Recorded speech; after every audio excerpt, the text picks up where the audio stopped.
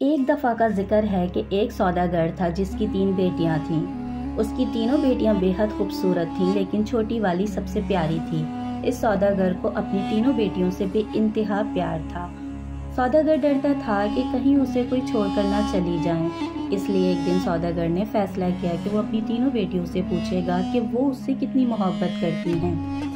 وہ یہی سوچتے ہوئے اپنی سب سے بڑی بیٹی کے پاس گیا اور پوچھا، بیٹی تم مجھ سے کتنی محبت کرتی ہو؟ بڑی بیٹی نے جواب دیا، بابا جان میں آپ سے اپنی جان سے بھی زیادہ پیار کرتی ہوں۔ باپ بے حد خوش ہوا اور اپنی بڑی بیٹی کو قیمتی سونے کی مالا دی۔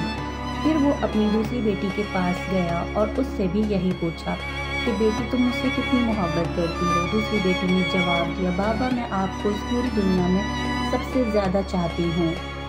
باپ بیٹی کی بات سن کر بہت خوش ہوا اور اسے بہت سی سونے کی اشرفیاں دی۔ اب سوداگر اپنی سب سے چھوٹی بیٹی کے پاس گیا، بیٹی تم مجھ سے کتنی محبت کرتی ہو؟ سب سے چھوٹی بیٹی نے جواب دیا کہ نمک کے برابر۔ بیٹی کا جواب سن کر باپ کو بہت غصہ آیا، نمک تو انتہائی سستی اور معمولی چیز ہے، یہ مجھے اتنا پیار کرتی ہے۔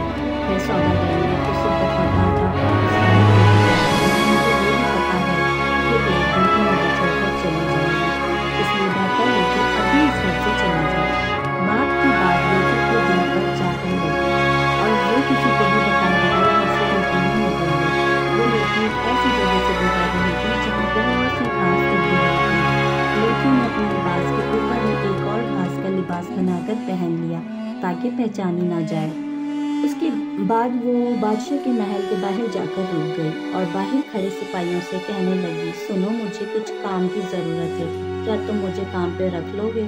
مجھے سب کام آتا ہے۔ سپاہی نے کہا، نہیں بی بی، ہم ایسے کسی کو کام پہ نہیں رکھتے، جاؤ یہاں سے۔ لڑکی اداس ہوئی لیکن پھر سے اصرار کرنے لگی، دیکھو مجھے کام کی بہت ضرورت ہے، میرے لائق کوئی تو کام ہوگا۔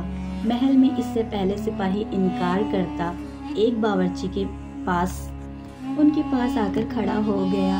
اس نے شاید لڑکی کی بات سن لی تھی، اسے لڑکی پر بہت ترس آیا، اس لیے اس نے لڑکی کو اپنے پاس رکھ لیا۔ بچی نے اسے سارے کام سمجھائے اور اسے اس کے سونے کی جگہ بھی دکھا دی جہاں اور بھی عورتیں تھیں۔ باورچی کو اس کا نام تو نہیں معلوم تھا، تو اس کا گھاس اور لباس دیکھ کر اس کا نام گھسیاری رکھ لیا۔ اگلے دن محل میں ہلچل مچی کہ بادشاہ محل میں ایک تقریب کا انعقاد کر رہا ہے، اس میں ہر کوئی شریک ہو سکتا ہے۔ تمام ملازم عورتیں اپنے آپ کو سنوارنے میں لگ گئیں۔ جب تقریب کا دن آیا تو گھسیاری نے جانے سے انکار کر دیا کہ اس کی طبیعت ٹھیک نہیں ہے، اور پھر سب اسے آرام کرنے کا کہہ کر چلے گئے۔ کچھ دیر کے بعد گھسیاری اٹھی، اپنا گھاس والا لباس اتارا اور ایک خوبصورت سی پوشاک پہن لی جو وہ اپنے ساتھ لائی تھی، اور پھر اس تقریب میں چلی گئی۔ وہ اتنی خوبصورت لگ رہی تھی کہ وہاں تمام حاضرین کی نظریں اس پر اٹھ رہی تھی۔ ہر کوئی تعجب میں تھا کہ اتنی حسین لڑکی کون ہے۔ وہاں بادشاہ کا بیٹا بھی موجود تھا، اس نے جب اس حسین لڑکی کو دیکھا تو دیکھتا ہی رہ گیا، اور پھر شہزادے نے پوری تقریب بس گھسیاری سے باتوں میں گزار دی۔ شہزادے نے کسی کی طرف آنکھ اٹھا کر بھی نہ دیکھا، پھر گھسیاری کسی کی بھی نظروں میں آئے بغیر واپس محل میں آ گئی۔ اگلے دن عورتوں نے کہا کہ تمہیں وہاں ہونا چاہیے تھا، کل بادشاہ کا بیٹا ایک حسینہ پر لٹو ہو گیا اور سارا وقت اسی کے ساتھ رہا۔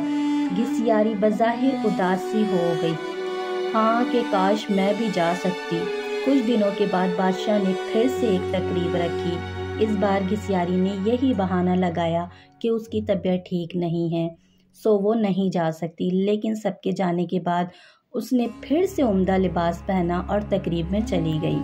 شہزادہ اسے دیکھ کر بہت خوش ہوا، قیمتی انگوٹھی اسے تحفے میں دے دی۔ پھر تقریب ختم ہونے سے پہلے ہی وہ واپس محل میں آ گئی۔ دوسری طرف بادشاہ کا بیٹا سوداگر کی اس چھوٹی سی بیٹی پر فدا ہو کر رہ گیا تھا۔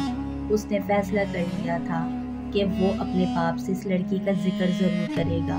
اب اگلی تقریب شہزادے نے جان بوجھ کر رکھوائی تاکہ وہ اس لڑکی سے مل سکے، لیکن اس بار گھسیاری نہ آ سکی۔ شہزادہ اداس ہوا، بادشاہ کو گھسیاری کے بارے میں کچھ بھی معلوم نہیں تھا، اس لیے وہ پریشان ہو رہا تھا کہ اس کا پتہ کیسے اور کس طرح سے لگایا جائے۔ ایک دن شہزادے نے محل کے ملازموں سے ساگو دانہ بنانے کی فرمائش کی۔ گھسیاری کو جب یہ پتہ چلا تو اس نے خود ساگو دانہ بنانے کی خواہش کا اظہار کیا۔ उसे इजाज़त दे दी गई। घिसियारी ने साबूदाना बनाने के बाद वो ही कीमती अंगूठी जो उसे शहजादे ने तोहफे में दी थी साबूदाना में डाल दी। अब शहजादा मेज़ पे बैठा साबूदाना खा रहा था। जब खाना खा चुका तो देखा प्याले में अंगूठी पड़ी है। वो अंगूठी पहचान गया और जल्दी से वो अपने मुलाजिम को बुलवाया। मुलाजिम ने बताया घिसियारी को बुलवाया गया। शहजादा घिसियारी को पहचान ना सका, लेकिन जब घिसियारी ने बोलना शुरू किया तो शहजादे को उसकी आवाज़ सुनकर यकीन हो गया कि वो वही लड़की है जो उसे तकरीब में मिली थी और जिस पर वो दिल हार बैठा है। फिर घिसियारी ने अपना सारा किस्सा शहजादे को बताया कि वो इस महल में किस तरह पहुंची। शहजादे ने घिसियारी का बादशाह को बताया और इन दोनों की शादी कर दी गई। शादी के बाद एक बहुत बड़ी तकरीब रखी गई। उस तकरीब में सिर्फ शहर के बड़े बड़े सौदागर और अहदेदारों को बुलवाया गया था।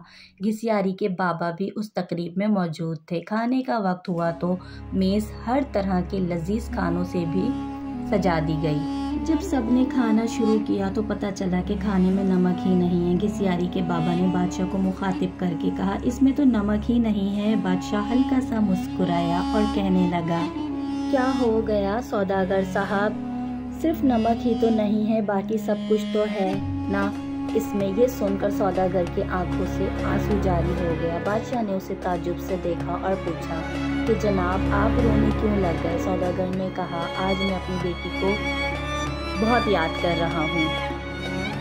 आज मैं अपनी बेटी की बात समझ गया हूँ कि खाने में नमक ना हो तो चीज़ बद जायका हो जाती है। चाहे इस खाने में और कितने ही कीमती मसाला जात पड़े हों, नमक के बगैर खाना कुछ भी नहीं। फिर सौदागर अपना किस्सा बादशाह को सुनाया कि मेरी बेटी मुझसे नाराज़ होकर चली गई है।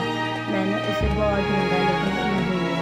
मैं उसकी तरफ से बहुत परेशान रहता हूँ। सौदागर ने बादशाह को अपनी बेटी का हुलिया बताया तो बादशाह ने घिसियारी को बुलवाया और अपनी बेटी को सही सलामत देखकर बात की खुशी का ठिकाना ही ना था। सौदागर ने बेटी को